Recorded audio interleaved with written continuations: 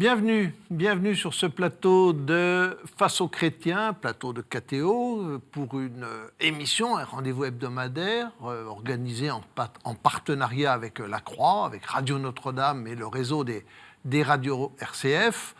Nous accueillons aujourd'hui le président de l'UDI, Jean-Christophe Lagarde, qui est par ailleurs député, maire de Drancy. Bonjour, monsieur Lagarde.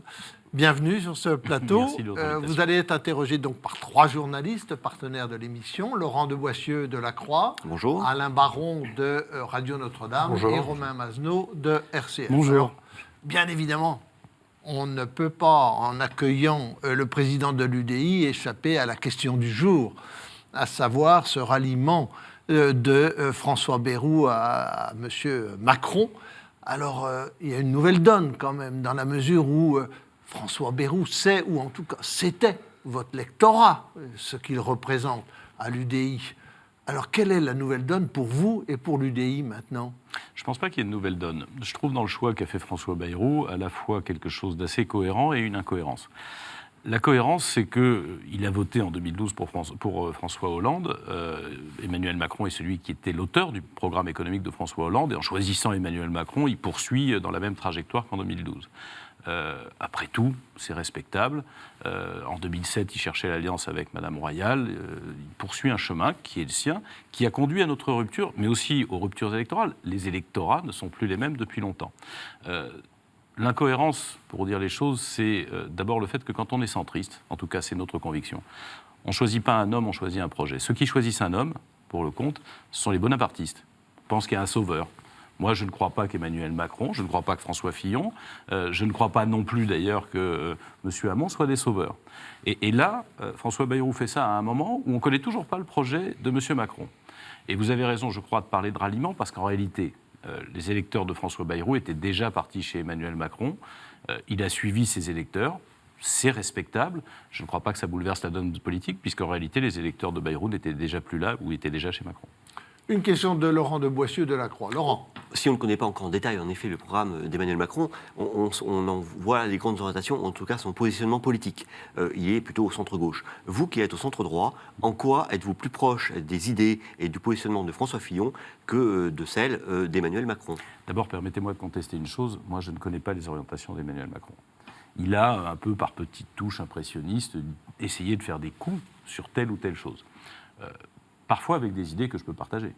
Et parfois avec d'autres idées que je conteste absolument, voire des idées qui ne fonctionnent pas du tout. Si je peux en prendre 2 exemples.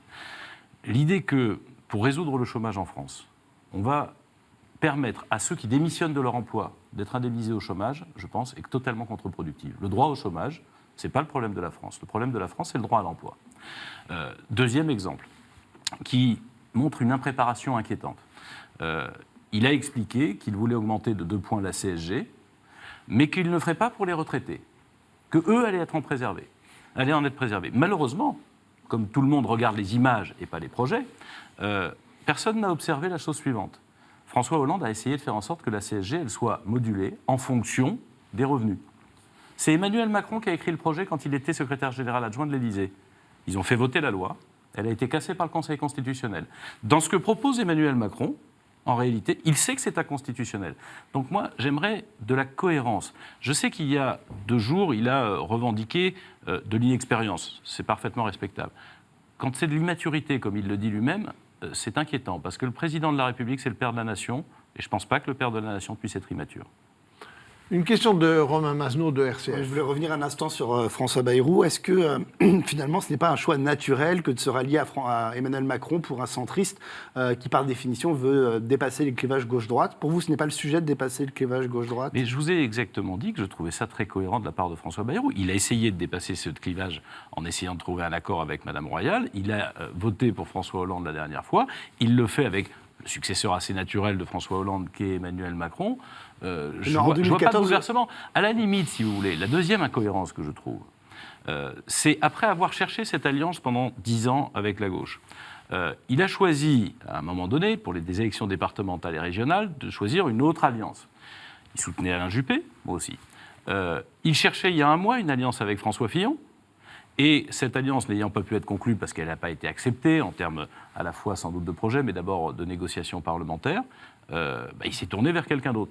Je trouve ça cohérent et respectable. Je dis simplement que je ne suis pas dupe non plus de la manœuvre et que je ne crois pas que ça bouleverse la donne politique. Qui plus est, pour être sérieux, j'ai été gêné par la séquence d'hier plutôt sur la forme. Moi, j'avais dénoncé les excès de François Bayrou quand il disait d'Emmanuel Macron que c'était un hologramme qui n'était pas prêt à être à l'Élysée. Le symbole de l'hypercapitalisme avec il dit sur notre plateau. Quand il expliquait que c'était un homme aux mains des puissances de l'argent, et hier, il vient expliquer qu'il demande à l'homme qu'il qualifiait aux mains des puissances de l'argent de moraliser la vie publique pour qu'elle ne soit pas aux mains des puissances de l'argent. C'est une contradiction qui est suffisamment apparente pour que tout le monde se dise que derrière ça, il y a, c'est parfaitement compréhensible, une négociation politique, sans doute une négociation électorale sur les législatives. Et puis je crois que François Bayrou, qui a toujours visé l'Élysée, on le sait, il avait envie de devenir président de la République, s'est fait une raison parce qu'il y a eu une OPA d'Emmanuel Macron sur les électeurs de Bayrou, c'est ça la vérité, et que maintenant ils visent Matignon et qu'ils vont essayer de faire un tandem entre Macron, sur certains de vos militants entre Macron à l'Élysée et Bayrou à Matignon. Si les Français veulent Bayrou à Matignon, ils ont maintenant un ticket qui est présenté. Puis quand vous dites l'OPA, reconnaissez une chose, c'est qu'elle est très limitée. Je pense par exemple à ce qu'on m'a sorti souvent sur les jeunes UDI. Il y a 3000 jeunes UDI, il y en a entre 150 et 200 qui sont partis. Je pense que si François Bayrou avait eu aussi peu de pertes dans son électorat, il aurait été candidat. Mais il y a une volonté de renouvellement peut-être d'une nouvelle génération. On voit que les Français en ont marre peut-être de la génération Sarkozy, Hollande, etc. Ce choix-là, ça ne montre pas qu'il y a peut-être, avec Emmanuel Macron, la possibilité d'une nouvelle offre. Je vous ferai observer qu'il n'y a que Marine Le Pen qui a déjà été candidate à l'élection présidentielle dans cette élection. Donc, Mélenchon. Benoît Hamon, Mélenchon que j'avais oublié. Mais comme c'est les deux faces de la même monnaie, finalement, ça peut s'expliquer. Benoît Hamon est un nouveau candidat, Emmanuel Macron est un nouveau candidat, François Fillon est un nouveau candidat. Je pense que les Français sont en train de tourner une page dans tous les cas de figure. Une question d'Alain Baron de Radio Notre-Dame. Oui, on l'a dit tout à l'heure, François Bayrou avait soutenu dans un premier temps Juppé. Ça n'a pas porté chance au maire de Bordeaux. Il a fait une offre d'alliance à François Fillon. Oui. Et maintenant, donc, il choisit M. Macron. Vous pensez que c'est suffisant pour inverser, parce qu'il y a une espèce de trou d'air un peu chez Macron en ce moment, vous pensez que ça sera suffisant pour inverser la tendance ? Moi, je ne suis pas prévisionniste politique. Je n'ai pas le sentiment que ça change grand-chose. Comme je le disais, les électeurs de Bayrou étaient déjà chez Macron. Et pour vous dire la réalité des choses telle que je la ressens, quand on regardait les sondages sans Bayrou, Macron faisait un score, et quand on regardait avec Bayrou, il faisait le même score à un point près. Le positionnement de François Bayrou dans cette campagne, s'il avait dû être candidat, semblait assez neutre. Il prenait un point chez Le Pen, un point chez Mélenchon, un point chez Macron, un point chez Fillon. Ça ne changeait rien au résultat. Je n'ai pas le sentiment que ce soit un grand bouleversement. Une question de Laurent de Boissieu de Lacroix. Laurent. Quel est aujourd'hui votre regard sur Emmanuel Macron ? C'est-à-dire, aujourd'hui, les sondages valent ce qu'ils veulent, mais les intentions de vote donnent Marine Le Pen présente au second tour de la présidentielle, et potentiellement Macron également. Est-ce que Fillon, ils sont à égalité dans les sondages. C'est pas que je dis potentiellement. Est-ce que vous verriez éventuellement membre d'une majorité présidentielle avec Emmanuel Macron, président de la République, ou est-ce que vous l'excluez d'emblée ? Monsieur de Boissieu, j'ai beaucoup de respect pour vous, mais c'est une maladie de journaliste. Qu'est-ce qui va se passer en 2018 ou en 2019 ? Moi, je suis en 2017, je suis dans une campagne électorale. Ce sera en 2017, ma question. Je suis justement en 2017, mais pas au mois de juin. Je suis au mois de février et dans une campagne électorale où je souhaite qu'on puisse proposer une alternance. Je ne sais rien de ce que veut faire M. Macron. Je ne vois aucune cohérence aujourd'hui affichée dans le projet. Je vois, vous parlez de trou d'air, des failles qui peuvent être inquiétantes. Le passage en Algérie, s'il avait été président de la République, l'image de la France eût été passablement abîmée. Je vois aussi quelqu'un qui peut avoir des idées intéressantes. Je l'ai dit, je ne vais pas renier, il y a des choses que je peux partager. Mais mon choix n'est pas là. Mon choix, en l'occurrence, c'est de construire une alternance. Et cette alternance, nous souhaitons la construire avec les Républicains, avec François Fillon, avec qui nous sommes en train d'écrire un projet commun, projet présidentiel qui est en train d'être corrigé. Vous avez vu, par exemple, sur la sécurité sociale, où moi j'avais mis deux conditions absolues. La première, c'est l'universalité des soins. En France, il y a un principe simple sur la Sécu, c'est un pacte républicain depuis la Seconde Guerre mondiale. Quand on est malade, quelle que soit sa situation sociale, on est soigné. Et la deuxième chose, c'est que ce qui m'avait beaucoup choqué, par exemple, dans l'expression les sans dents rapportée par Mme Trier-Weller sur M. Hollande, tout le monde s'est excité sur le fait que le président disait ça. C'est évidemment choquant. Enfin, ce qui est vraiment choquant, c'est que les sans-dents, ils existent. Et que donc on puisse enfin se tourner vers la population la plus défavorisée et qui n'a pas accès aux soins dentaires, ou qu'on arrête cette hypocrisie qui fait que ma municipalité paye des lunettes à des gamins à l'école, parce que le gamin, il est perturbateur, à travers ce qu'on appelle les programmes de réussite éducative. Le gamin, il est perturbateur. On s'aperçoit que s'il perturbe la classe, c'est parce qu'il ne peut pas regarder ce qui se passe au tableau. Et donc, c'est les communes qui payent ça. Non, c'est la Sécu qui devrait le faire pour que tout le monde puisse avoir un peu plus d'égalité. Et ce projet que nous construisons, il est, à mon avis, le seul capable de redresser la France, et je vais vous dire pourquoi. Parce que vous me parlez de Si Macron... vous voulez bien, on reviendra sur le programme de François Fillon tout à l'heure. C'est pas pour le on voulait programme de rester Fillon. sur le débat. Il y a juste une chose. Vous me parlez de Macron. Vous pourriez me parler de Hamon. On peut parler de Le Pen. Il recommence la présidentielle, et Mélenchon aussi d'ailleurs, comme à chaque fois. Demain, on rase gratis. Demain, ce sera formidable. Élisez-moi et tout sera facile. Ce n'est pas vrai. La France est dans une telle situation que nous avons tous ensemble des efforts à fournir et qu'il faut savoir les partager équitablement pour qu'en plus ils aient des effets positifs. C'est ça la démarche de l'UDI derrière François Fillon. Et je trouve une vertu à la candidature de François Fillon, c'est que c'est le seul qui ne raconte pas que demain on rase gratis, parce que ce n'est pas comme ça que ça se passera. Toutes les présidentielles ont dit demain on rase gratis. On a 3 mois de rêve et 4 ans et demi de gueule de bois. Moi je ne veux pas une gueule de bois de plus pour la France. Concrètement, donc vous voulez l'alternance, mais sans recomposition politique. C'est-à-dire l'opposition actuelle deviendra la majorité, et la majorité deviendra l'opposition. Mais on ne recompose pas le paysage politique comme le veut une partie de notre famille politique depuis toujours. Pardon, ça dépendra du résultat de l'élection présidentielle et du résultat des élections législatives. Mais je ne pars pas du principe d'une recomposition. D'ailleurs, je ne pense pas que l'alliance entre Macron et Bayrou soit une recomposition, puisque finalement, ils étaient déjà en 2012 ensemble. Pas dans les mêmes positions, pas dans les mêmes places, mais ils étaient ensemble. Et donc, je ne crois pas qu'il y ait là de recomposition politique. Je pense, pour tout vous dire, que la vie politique française pourrait gagner à de la recomposition quand je vois des familles politiques qui ne sont pas idéologiquement cohérentes. C'est en réalité ce qui est en train de se passer à gauche. Benoît Hamon n'a strictement rien à voir avec Emmanuel Macron. Ils sont pourtant dans le même parti, ou en tout cas, ils étaient dans le même gouvernement. N'empêche que cette recomposition-là, elle a des vertus politiques, mais la première des vertus de la politique serait de changer les choses en France. Et ça se fait au moment d'une élection, avec un projet, une coalition et une alternance qui puisse être enfin utile aux Français, qui ne mentent pas aux Français, même quand on est obligé de leur dire avant les élections que ce ne sera pas seulement une partie de plaisir, qu'on peut obtenir des résultats, mais qu'on commence par l'effort et qu'ensuite on obtient les résultats. Une coalition qui se fait après la présidentielle. Une coalition, vous avez utilisé ce mot-là, qui se fait entre la présidentielle et l'initiative. Il y a aujourd'hui, en tout cas si François Fillon n'était pas élu président de la République, un vrai risque que nous n'ayons pas la possibilité de trouver une majorité à l'Assemblée nationale. C'est à ce moment-là qu'il faudrait voir les choses. Je préfère un système où, dans une coalition, on a une majorité, on peut mettre les choses en place, parce que si la France, qui est le seul pays d'Europe à être resté en panne, les autres ont redémarré, même ceux qui ont connu des crises plus fortes que les nôtres, ils ont redémarré.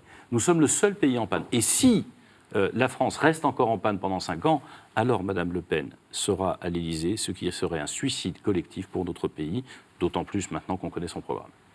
Une question d'Alain Baron.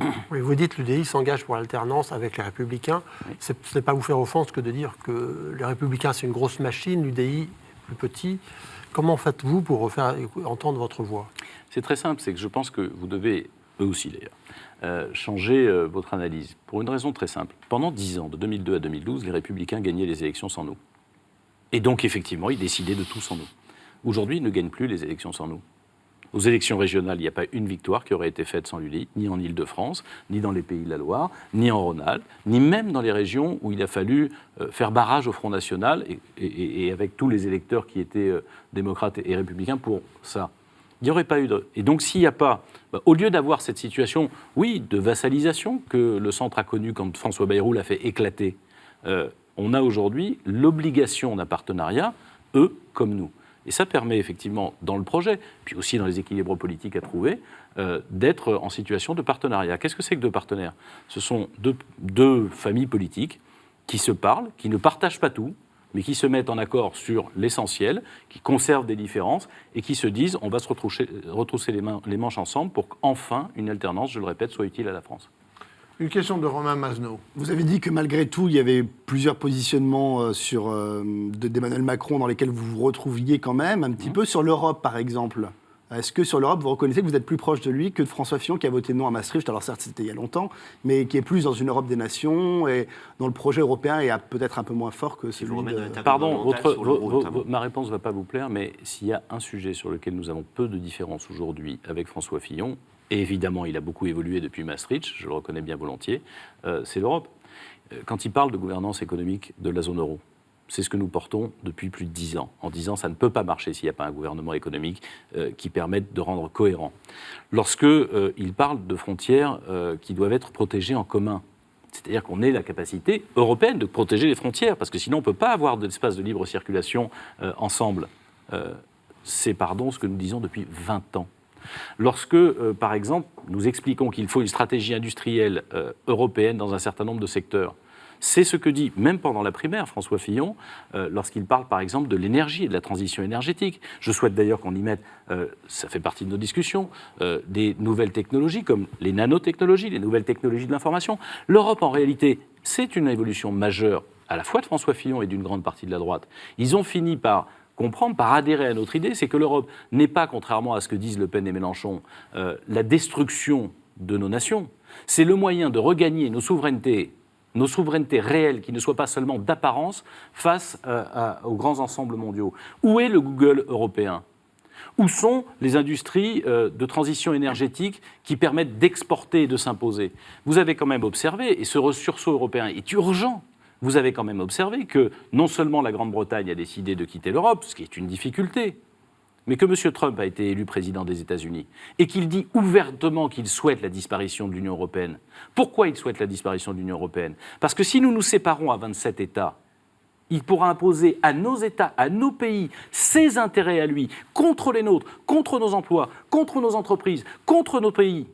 Et donc je dis simplement une chose, on a encore plus besoin d'être capable d'être avec une Europe efficace, pas tatillonne comme elle est aujourd'hui, pas réglementaire, stratégique. De ce point de vue-là, nous avons un accord avec François Fillon et un désaccord total et absolu avec Mme Le Pen et M. Mélenchon qui sont bien d'accord entre eux.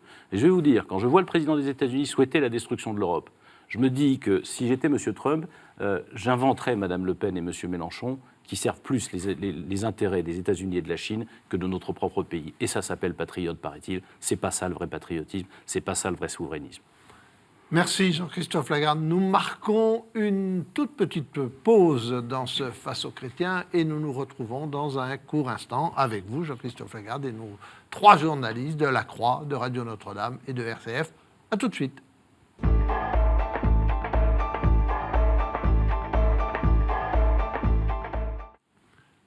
Nous nous retrouvons pour la deuxième partie de Face aux chrétiens avec notre invité Jean-Christophe Lagarde, président de l'UDI, maire de Drancy et aussi député UDI à l'Assemblée nationale. Il est interrogé par Laurent de Boissieu de La Croix, Alain Baron de Radio Notre-Dame et Romain Masneau de RCF. Alors nous allons parler, si vous voulez bien, plus spécifiquement de la candidature de François Fillon, qui, comme vous le savez, pose encore quelques interrogations, notamment dans un électorat qui est le vôtre, c'est-à-dire l'électorat UDI, dont une partie est issue de la démocratie chrétienne.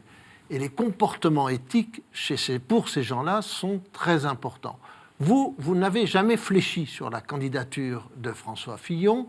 Est-ce que pour vous, le comportement éthique d'un candidat est moins important que les subtilités de la justice, car en effet, rien, pour l'instant, sur le plan judiciaire, n'est reproché à François Fillon. L'éthique, ce n'est pas essentiel pour un candidat ? Je pense que les deux importent, les deux. Mais que la façon dont s'est emballée, entre guillemets, l'actualité autour d'une affaire judiciaire, d'abord, je n'aime pas ça. Je n'aime pas la société du soupçon. Je pense que quand il y a à un moment donné une révélation, il doit y avoir une enquête, et qu'au bout de cette enquête, on sait ce qu'il advient. Il n'y a pas de raison de harceler avant, et s'il y a faute, il n'y a pas de raison de pardonner après. Mais d'abord, on attend de savoir la vérité. Je n'aime pas cette société du soupçon. Elle a d'ailleurs, pour nous, mes propres adversaires politiques, je pense à Julien Drey, elle a brisé des carrières alors que des gens n'avaient rien fait. Et ça rejoint la question éthique, parce que si vous n'avez rien fait, excusez-moi de vous dire que vous avez juste un problème à avoir un jugement éthique sur quelqu'un qui n'aurait rien fait. C'est si vrai. que, par une manœuvre honnêtement assez sordide, les parlementaires socialistes ont saisi le déontologue de l'Assemblée nationale à propos de l'affaire Fillon. Le déontologue de l'Assemblée nationale, il a été nommé par Claude Barthelone. Ce n'est pas un copain politique à François Fillon. Et il a exprimé le fait qu'il ne voyait pas de faute déontologique dans tout ça. Sur un aspect Sur le bien conseil. précis, Sur la à conseil. savoir Oui, son... mais attendez, sur le cabinet de conseil Voilà. qu'il avait fait, non mais parce que vous me parlez d'éthique. Bon, je vais même vous dire, moi je suis contre le fait qu'un parlementaire, c'est des pratiques qui sont très courantes et très anciennes. Je suis contre le fait qu'un parlementaire puisse avoir certaines activités professionnelles. Je pense par exemple qu'un médecin qui devient député doit continuer à exercer. D'abord parce que la médecine évolue et qu'il faut qu'il reste compétent, et ensuite parce que s'il n'est plus député, il faut qu'il retrouve sa patientèle. Je pense qu'un professeur d'université ne pose pas de problème.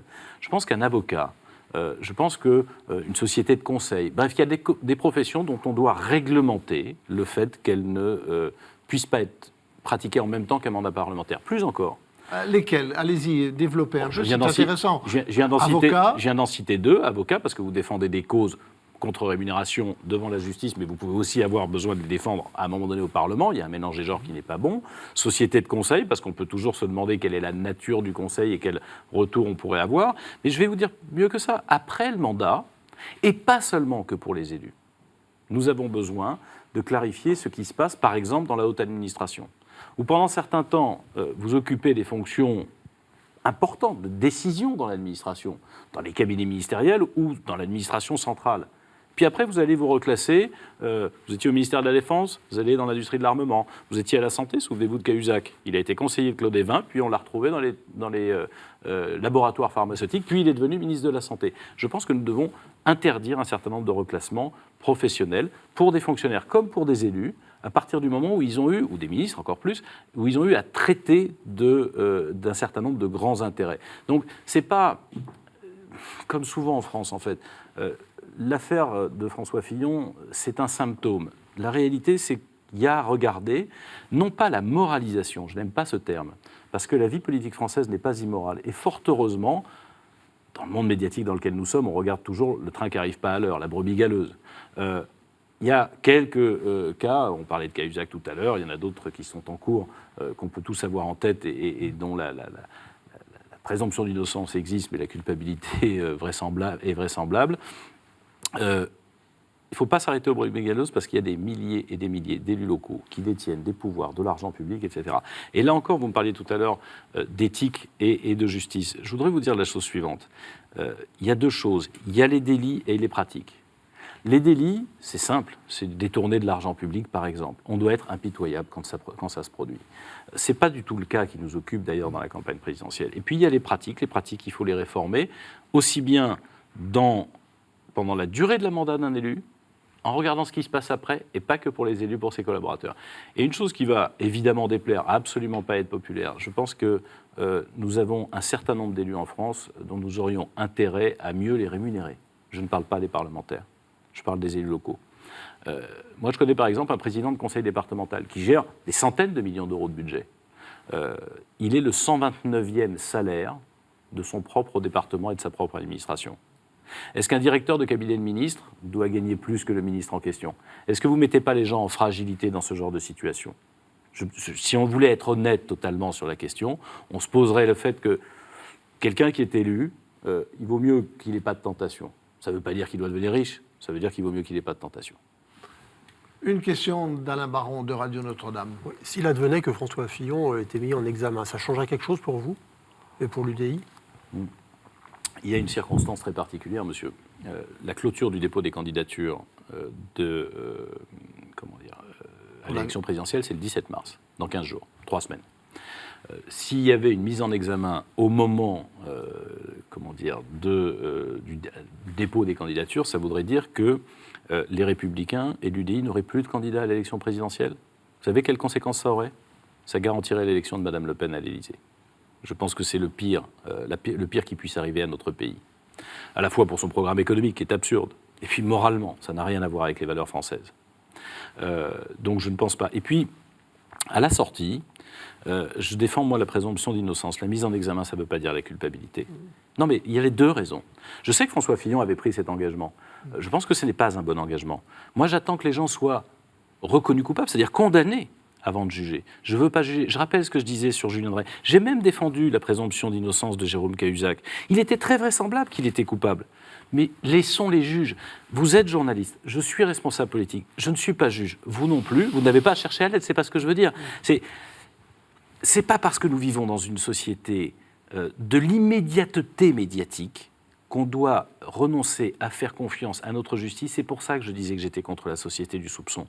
Il est normal que les journalistes disent quand il se passe quelque chose. Il est normal que la justice enquête et rien de droit l'entraver. Il n'est pas normal que nous jugions avant que le magistrat ait fini par se prononcer. Donc, Une question de Laurent de Boissieu de la Parce que celui Laurent, qui sait ce qu'il y a dedans, il n'y a que le magistrat. Hein. Il n'y a Laurent que lui. de Boissieu. donc François Fillon mis en examen, pour vous, il doit rester candidat. Oui, bien sûr, parce que la mise en examen, ce n'est pas la reconnaissance de culpabilité, et qu'en plus, le calendrier ferait qu'il n'y aurait plus de candidats de la droite et du centre à l'élection présidentielle. Résultat, envoyer Mme Le Pen à l'Élysée, dont je veux quand même souligner, même si tout le monde s'en fiche éperdument, qu'elle est aujourd'hui la candidate et la présidente d'un parti politique qui est le seul en France à faire l'objet d'enquêtes pour, excusez du peu, détournement de fonds publics et escroquerie en bande organisée.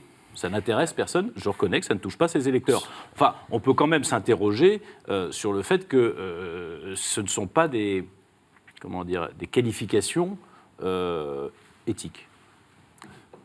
Sauf que concrètement, sur François Fillon, vous dites ça risque, s'il est mis en examen, qu'il n'y ait pas de candidat éventuellement de la droite et du centre. Non, mais s'il décidait de ne pas... S'il se retirait, on ne serait plus en mesure d'avoir un Sauf candidat. qu'on peut considérer que c'est de la responsabilité des partis de la droite et du centre, enfin de l'UDI et des Républicains, d'avoir conservé François Fillon candidat, alors que, au sens commun, un travail d'assistant parlementaire, on sait très bien ce que c'est, et la question n'est pas de savoir si Benoît Fillon a occupé ou non pas un emploi véritable dans l'assistant parlementaire, la question est dans quel côté va tomber la justice, sachant que c'est très difficile à prouver ou à ne pas prouver.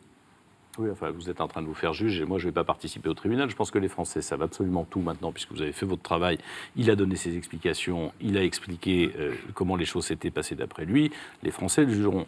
Mais moi, je suis simplement en train de vous dire que si, on laisse un candidat à l'élection présidentielle, même Mme Le Pen, qui peut parfaitement être mise en examen, puisque sa collaboratrice, je crois, vient de l'être, c'est pas une raison pour se retirer d'une course à la présidentielle. Ce n'est pas une raison. Parce que ça veut dire que n'importe quel juge d'instruction, n'importe quel procureur de la République bousille l'élection présidentielle, que ce soit pour Le Pen, que ce soit pour Fillon. Moi, j'attends des magistrats instructeurs, parquetiers, de faire leur travail. Mais on ne peut pas vivre sous... On a vu par le passé qu'il pouvait, je ne crois pas que ce soit le cas de la responsable du parquet financier, mais qu'il y a eu des magistrats qui étaient des militants politiques. Il y a même des magistrats qui sont devenus parlementaires. Oui. Bon, des juges d'instruction. L'UDF à l'époque. Au Parti républicain, je crois, à l'époque. Mais donc, un magistrat, il n'est pas éthéré. Donc, moi, j'attends des juges du siège, c'est-à-dire de ceux qui jugent, pas de ceux qui enquêtent, la décision. Et quand cette décision est prise, à ce moment-là, je sais ce qui s'est passé. Jusqu'à présent, je pense qu'on devrait, regagner un peu de raison et de sérénité. Puis je vais vous dire une dernière chose. Dans 2 mois, nous aurons un nouveau président de la République, quoi qu'il arrive. Je ne suis pas sûr que ce soit en fonction de ce genre de choses qu'on doive le choisir pour répondre à votre question. Parce que je préfère, moi, regarder ce qu'il y a comme projet. Si demain, Mme Le Pen est élue, c'est une catastrophe économique, sociale et nationale. Économique avec 180 milliards de coûts pour la sortie de l'euro. Sociaux avec la destruction de milliers d'emplois. Et démocratique parce que, le projet de la France, ça n'a jamais été la discrimination ethnique ou la discrimination nationale.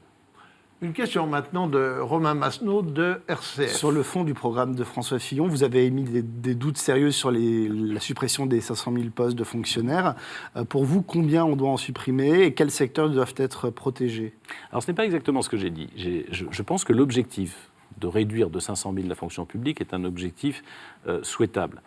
On avait, il y a 15-20 ans, je ne sais plus, 500 000 fonctionnaires de moins. La France ne tournait pas plus mal. Par contre, elle avait moins de dettes, elle avait moins de déficits, elle avait moins de difficultés. Elle faisait aussi moins de normes, de règles qui corsettent la société française, qui l'empêchent de fonctionner et qui l'alourdissent. En revanche, je ne suis pas sûr, moi, qu'on puisse en 5 ans atteindre les 500 000. Mais si c'est en 6 ans, en 7 ans ou en 8 ans, l'important, c'est la pente. Arrêtons de gonfler l'administration de papier, consolidons l'administration d'action. Je pense à la police, je pense à la gendarmerie, je pense à la justice, je pense à l'éducation nationale. Faisons en sorte, aux hôpitaux, faisons en sorte que cette administration-là retrouve un bol d'air, justement parce qu'on arrête avec l'administration de papier. La France, elle crève. Elle crève sous 3 choses. Elle crève d'abord sous le poids d'une dette irresponsable que nous constituons depuis 35 ans, c'est-à-dire les factures que nous émettons mais qu'on refile à nos enfants parce qu'on n'a pas le courage de les payer. Elle crève sous le poids des impôts qui étouffent à la fois les entreprises et les particuliers. Et elle crève sous les normes qu'on invente tous les matins pour empêcher la société. En réalité, on a même une part de l'administration qui produit de la norme pour justifier son existence. On dit toujours que c'est l'Europe qui nous enquiquine avec les normes. Parfois, elle le fait. Mais pour l'essentiel, les normes qui, soi-disant, viennent de l'Europe, qu'on transcrit, qu'on traduit dans le droit français, on rajoute des règles françaises aux normes européennes. Moi, je veux qu'on arrête. On fait la règle européenne et rien d'autre. Les Allemands, ils ne font pas ça. Il y a une règle, une norme européenne, ils s'arrêtent à la norme européenne. C'est une des choses qui font, par exemple, que l'agriculture française est aujourd'hui handicapée face à l'agriculture allemande. Est-ce qu'on peut, nous, faire en sorte de ne pas créer de la règle pour justifier l'existence d'une administration ? Une question de Laurent de Boissieu de la Croix. Laurent. Malgré déjà une reculade sur la question de la réforme de l'assurance maladie, François Fillon martèle qu'il gardera le même programme. Donc, quelle est votre marge de négociation et qu'est-ce qui est prévu ? Vous avez annoncé un vote interne des adhérents de l'UDI sur l'accord du gouvernement LR-UDI. Est-ce que c'est toujours d'actualité ? Bien sûr. D'abord, je suis désolé, mais un programme politique, forcément, ça évolue. Je vais vous prendre un exemple. Nous y contribuons, mais pas que. Je vais vous prendre un exemple. Il avait décrit une courbe budgétaire. Nous sommes très attentifs à la dette et au déficit. Cette courbe budgétaire ne nous paraissait pas souhaitable. Quand vous dites « il », c'est François Fillon, pour être clair. Mais qu'est-ce qui a changé ? C'est que les socialistes ont trouvé le moyen extraordinaire de refiler en 2018 le déficit de 2017. Ils ont fait un tour de passe-passe budgétaire. Forcément, ça va changer, vous allez le voir, la courbe budgétaire qui avait été définie par François Fillon. Et puis, le besoin de sérieux, parce qu'on a en même temps une remontée des taux d'intérêt. Donc forcément, un programme, un projet, ça évolue. Bon. Deuxième chose, oui, vous dites que ça a bougé sur la sécurité sociale. C'est l'intérêt de l'Alliance. On parlait tout à l'heure de ralliement, nous, il n'y a pas eu de ralliement. L'intérêt de l'Alliance, c'est de faire en sorte qu'il y ait des lignes qui bougent. Ça ne dénature pas le projet, parce qu'est-ce qu'on a besoin de faire des économies sur la sécurité sociale ? Évidemment. On a déjà plus de 160 milliards de dettes, c'est-à-dire de soins et de médicaments que nous n'avons pas payés, que nos enfants devront payer. Ça veut dire que si on continue comme ça, eux, ils n'auront pas les moyens de se payer leurs propres médicaments. Bien sûr qu'il faut faire évoluer les lignes. Simplement, avec ce que j'ai dit tout à l'heure, 2 principes, l'universalité, tout le monde est soigné, quelle que soit sa situation sociale, et même comment faire pour que ceux qui sont en situation sociale les plus difficiles puissent enfin être remboursés des soins qu'aujourd'hui la sécurité sociale ne rembourse pas. L'inégalité, l'ascendant, c'est aujourd'hui, c'est pas demain après un changement politique. Et vous, l'UDI, vous revendiquez la paternité du changement de François Fillon sur ce point ? Une partie, je pense qu'il y a aussi, vous savez, dans la logique de la primaire à l'intérieur des Républicains, il y avait des options légèrement différentes. Il y a une partie des options qu'il prend, j'imagine, chez Alain Juppé, mais je ne me mêle pas de ce qui se passe chez les Républicains. Et moi, je veux avoir un accord de législature. Et il y aura un programme de législature. Sur cet accord, disons les choses clairement, il y aura des accords, puis il y aura des points sur lesquels on conservera nos différences. Il y a 2 familles politiques, il y a des différences. Mais c'est justement ce qui fait la force d'une alliance. C'est d'additionner des différences et d'essayer d'enrichir les projets des uns et des autres.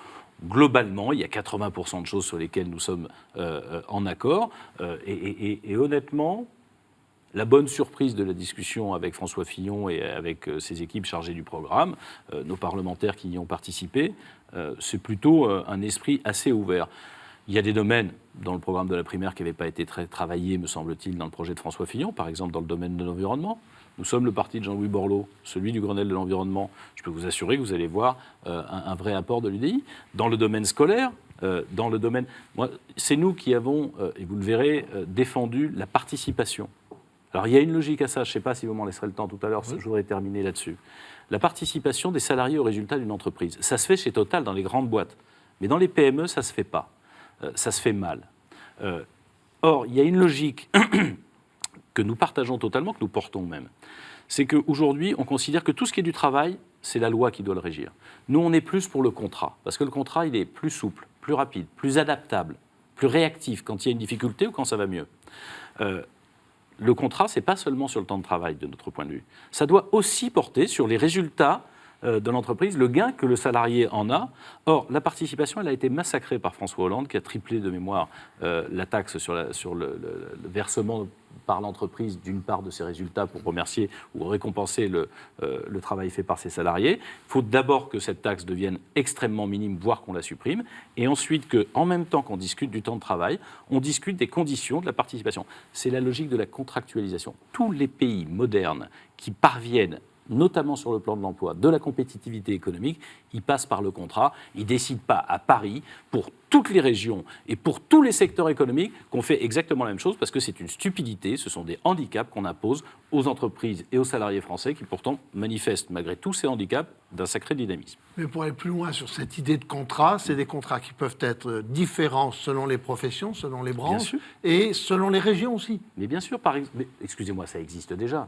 Souvent, on se fait peur avec rien en France. Ça existe déjà. Les contrats de saisonniers, les contrats d'intermittents du spectacle, les différents types d'activités. Vous avez des activités qui sont en 3-8, d'autres qui sont... Ce n'est pas les mêmes contrats.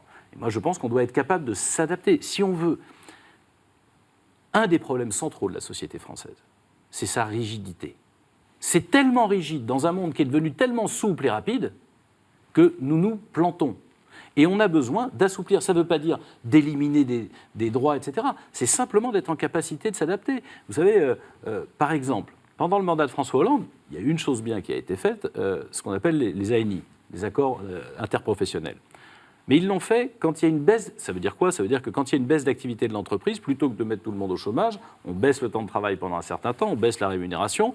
C'est plus facile de faire repartir l'entreprise après une période de difficulté que de l'avoir fermée et de la recréer. Bon. Et pourquoi on ne l'a pas fait dans le sens inverse, quand l'entreprise a une surcharge de travail? On sait tous qu'il y a des salariés, des entreprises qui refusent du travail parce qu'à un moment donné, elles ne veulent pas embaucher. Elles ne veulent pas embaucher pourquoi? Parce que le CDI en France est tellement rigide que si elles ont une surcharge à un moment donné et que ça ne marche pas plus loin, elles ne peuvent pas licencier. On a 85% des embauches en France. Vous voyez, je trouve bien qu'on puisse enfin parler des projets. Ça fait un mois qu'on ne peut pas le faire. Il y a 85% des entreprises en France qui embauchent en CDD. Et on ne réalise pas qu'il y a un problème sur le CDI, qu'on a besoin dans le CDI de prévoir l'embauche, évidemment, mais aussi la façon dont ça se termine si malheureusement l'entreprise rencontre des difficultés. Parce qu'on peut faire tout ce qu'on veut. Les socialistes ont travaillé sur le CDD autant qu'ils voulaient. Ils se sont dit on va le taxer. Alors c'est très intelligent, parce qu'au lieu d'avoir des CDD, on a des intérimaires encore plus précaires. C'est bien le CDI qu'il faut transformer. Il faut avoir le courage de le faire. Merci Jean-Christophe Lagarde, et nous marquons une deuxième pause dans ce Face aux chrétiens. Nous nous retrouverons tous ensemble avec les trois journalistes de La Croix, de Radio Notre-Dame et de RCF, et vous-même, Jean-Christophe Lagarde, dans un très court instant. À tout de suite.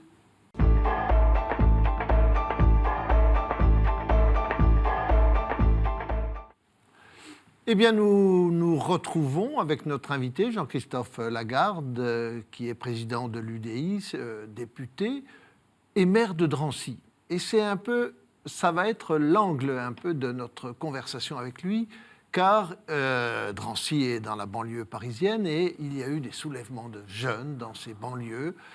On a envie de comprendre, avec un maire qui est aux affaires depuis combien d'années? 16 ans. Depuis 16 ans à sa mairie.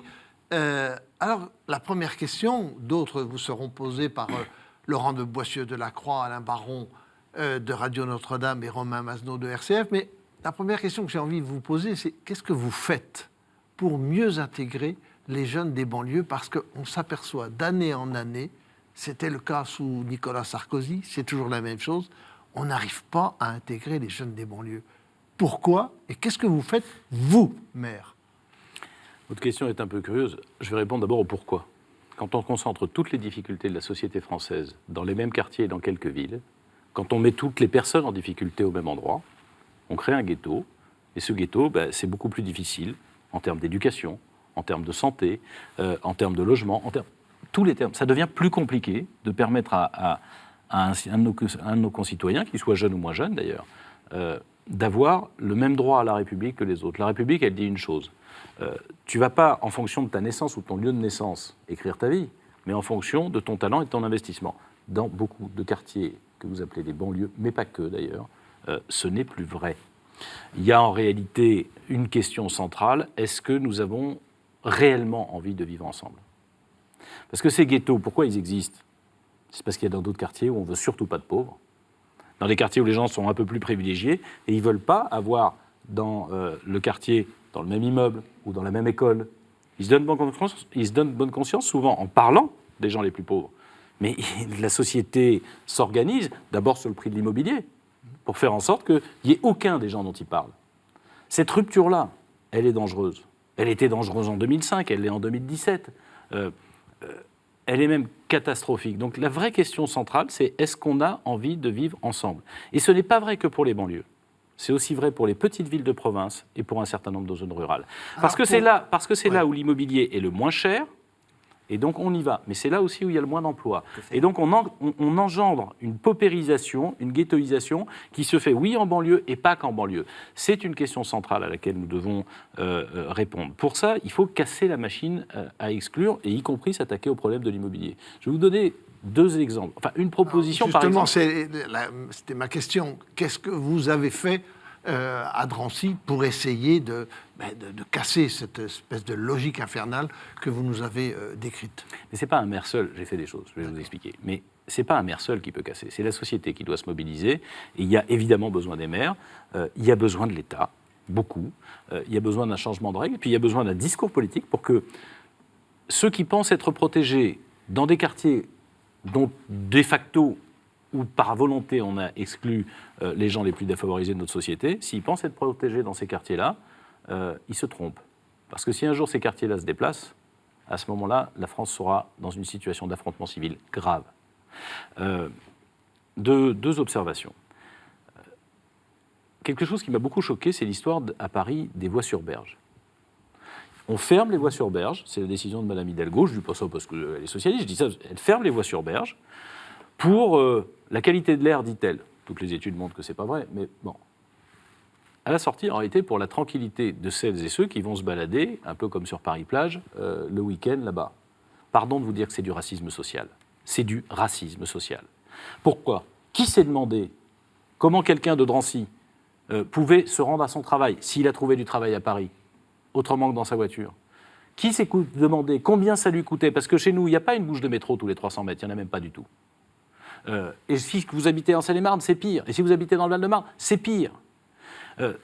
Ces décisions-là qui sont prises pour satisfaire la population la plus favorisée, disons-le, sans aucune considération des autres, c'est la machine à exclure aussi. Quelque chose me choque depuis des années. Dans les communes qui ne respectent pas la loi SRU, c'est-à-dire les 25% de logements sociaux. Souvent des communes de droite. On a le droit, pas que, mais oui. Oui, bien sûr. On a le droit de payer une amende, parce qu'en fait, on fait payer une amende à ces villes parce qu'elles ne construisent pas de logements sociaux. Mais de qui se moque-t-on? Quand vous allez au cinéma, si vous n'avez pas envie d'avoir des pauvres à côté de vous, vous avez le droit d'acheter toutes les places? Vous payez pour ne pas avoir de pauvres? Pour les dégager? Mais vous auriez quelle solution? Parce que ça, elle est ancienne, cette mesure. On voit qu'elle ne marche pas.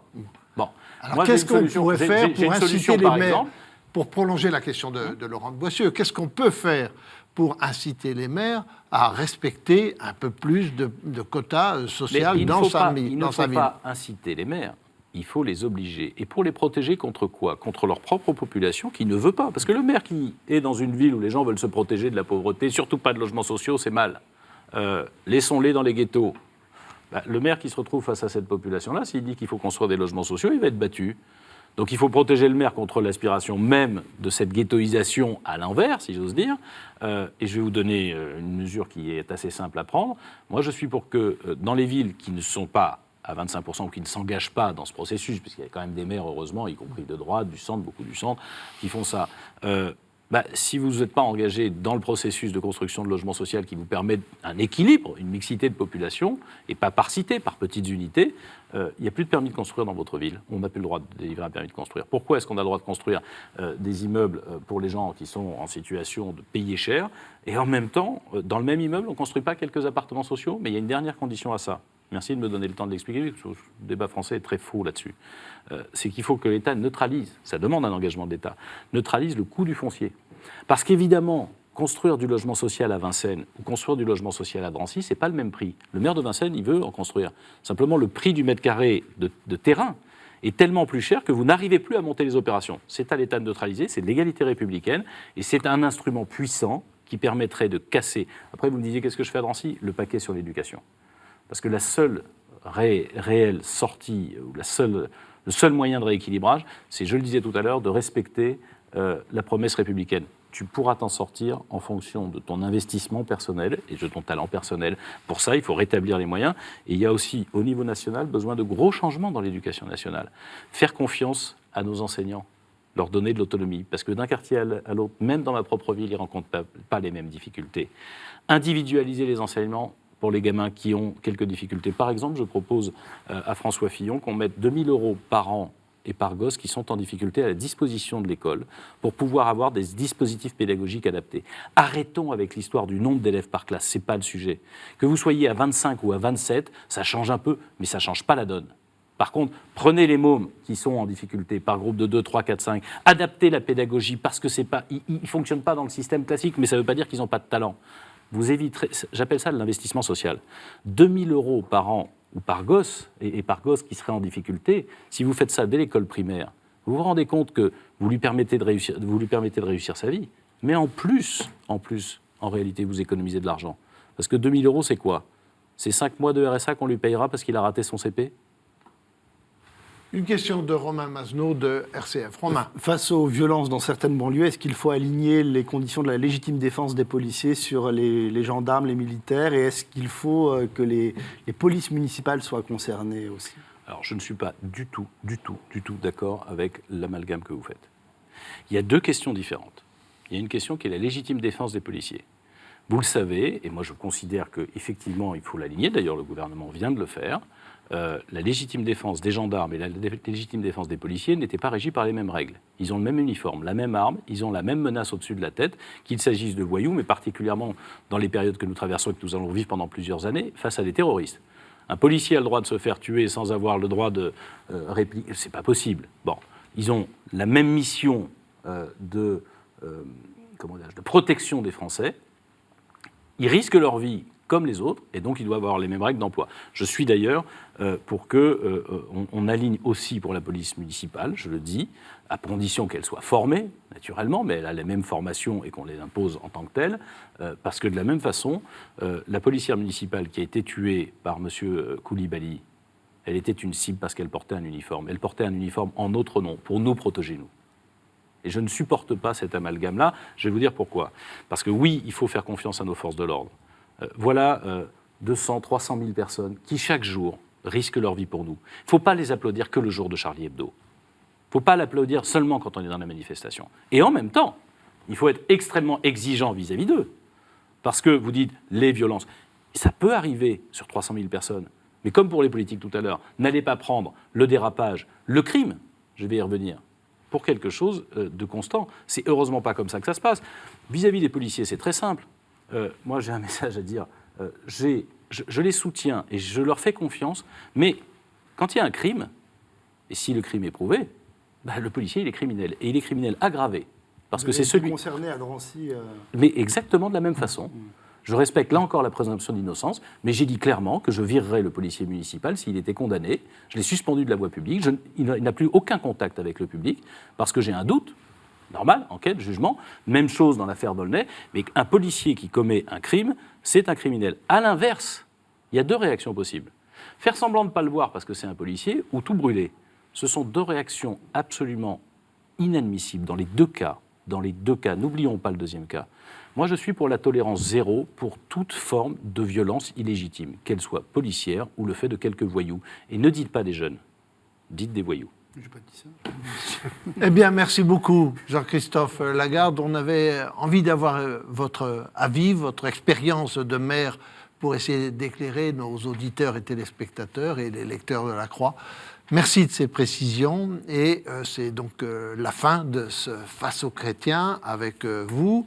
Nous nous retrouverons bien évidemment la semaine prochaine pour un nouveau Face aux chrétiens. Je signale aux téléspectateurs, aux auditeurs qui auraient pris cette émission en cours, qui peuvent la retrouver dans son intégralité sur les sites de la Croix, de KTO, de Radio Notre-Dame et de RCF. Merci beaucoup à vous tous et à la semaine prochaine. Merci à vous.